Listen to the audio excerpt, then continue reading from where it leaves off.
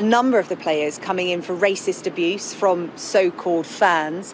What's your reaction to that? Racism rears its head time and time again in football, and now we see it when England have performed the best they've ever done since '66.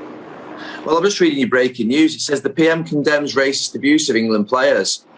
Is that the same Prime Minister that a few weeks ago? I mean, Gareth Southgate and the players a few weeks ago, about 5 days on the trot, told us that they were taking the knee to promote equality and it was against racism. The Prime Minister said that it was okay for the population of this country to boo those players who were trying to promote equality and defend against racism. It starts at the very top. And so for me, I wasn't surprised in the slightest that I woke up this morning to those headlines. I expected it the minute that the three players that missed. Yeah, Gary, a lot of people saying in this tournament that a lot of political figures could take a leaf out of Gareth Southgate's book when it comes to leadership. And as you mentioned there, his stand on diversity and inclusion. Do you think the Prime Minister needs to take a look at Gareth Southgate and do more in this area? He said Muslim women look like letterboxes. I think he does, yeah, do you know? Should we not be highlighting this more often?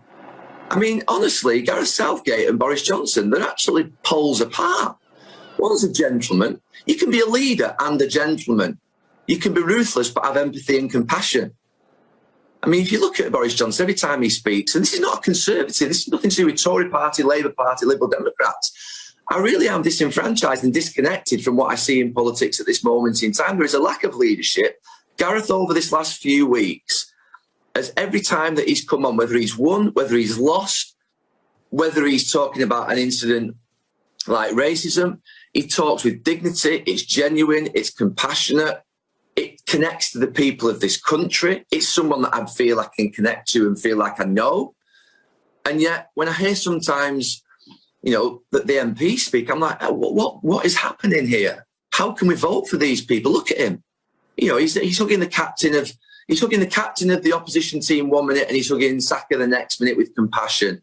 And that's what a great leader has done. And Gareth Southgate, over this last 3 to 4 years, not just 3 to 4 years, throughout his life actually, has carried himself brilliantly as an individual. And it demonstrates that you can be a gentleman, you can have really good standards, but you can also lead.